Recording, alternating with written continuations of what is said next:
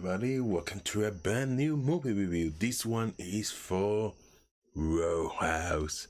Now, this movie is a blast. Now, director Doug Lyman wanted this movie to go to theaters, but Amazon sent it to Prime Video. And after watching this movie, yes, it feels like a streaming movie, but a really great streaming movie. And it fits with the Prime Video brand, like the series of Witcher. It has that vibe. Now, why you should watch the new Roadhouse movie? That's the question, isn't it? Now, well, first is Jake Gyllenhaal. Second, the locations. 3, the supporting cast. And 4, the fight scenes. And those 4 things that I just mentioned make the film just a complete blast watching it. Now, let's start with Jake Gyllenhaal. Now, if you are a Jake Gyllenhaal fan, why not? You understand what a joy is to watch him work. This is no exception. He is incredible. It's an incredible nuance actor with a lot of range. Plot. He did the work to turn himself into a believable fighting machine, not just the workouts. I mean, the first time you met him, he takes off his hoodie and you're like, damn. But he learned the fight choreography, and he also really made an effort to play up the real life brutality of a physical fight. I mean, his emotions are as much in the fight as he is physically, and I love that. Jake Gyllenhaal, on that note, does a great job highlighting the smart and philosophical aspects of Dalton, as well as his pain and fear of his own abilities. He's in a really low spot. There's a scene of the beginning of the film that I was like, that's bleak. I love it so very well by Jake Gyllenhaal. Also, that's a great job with many of Dalton's reaction to some of the crazy stuff that happened to him while he's down in the Florida Keys and beyond. Jake Gyllenhaal, it fits so great with this role, and the movie sets up that we might get some new adventures with him. Now, let's move on to the next thing, and that is the locations. This movie is gorgeous. Now, while this movie is supposed to take place in Florida, it's in fact actually filmed entirely in the Dominican Republic. Now, lovingly so, side note, this movie, like from a producer standpoint, is designed to be so low budget that it's a thing of beauty. A line producer, in fact, is the person who is in charge of putting the budget together, but even a producer will, of course, be interested in this because you want to be able to spend your money on the film itself and not have to lose it all on location. It takes place in just a handful of locations or in one spot aside of the road, and it's not very expensive to get these locations.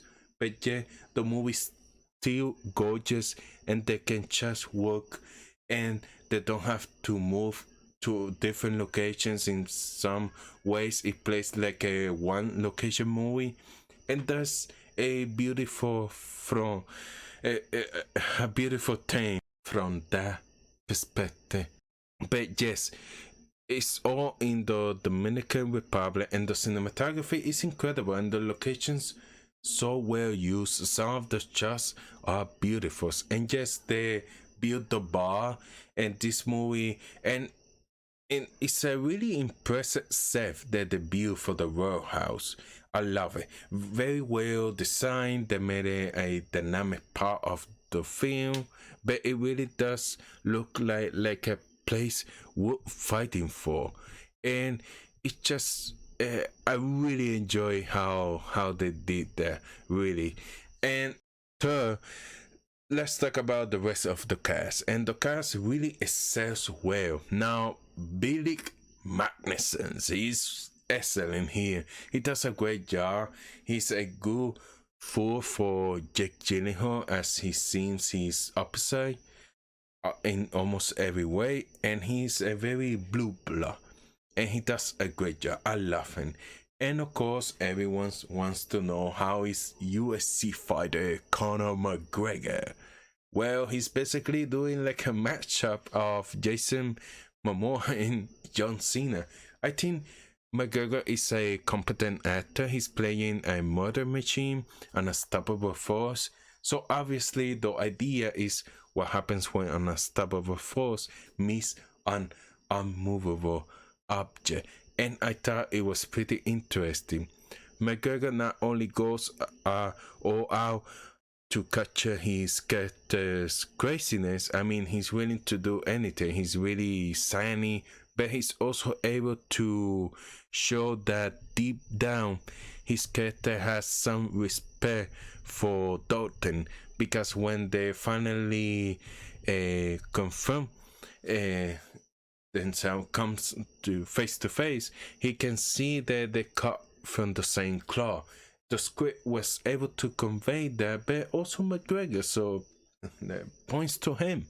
Now, kudos to Arturo Castro, who is a really scene stealer in this movie. He's fantastic. Also, a shout out to Lucas Gage. He's been in a lot of stuff recently. He's an up and coming actor, and he also happens to be an LGBT actor, and he was really good as a junior bouncer in the movie. And also, at times, I thought there was a little bit of a romantic vibe between him and the other junior bouncer. And I thought that was a missed opportunity to highlight that the LGBT community has their own brawlers as well, because he certainly his on with the rest of the action sequences here. As for the ladies of Roadhouse, Daniela Merchant, we all love her in The Suicide Squad.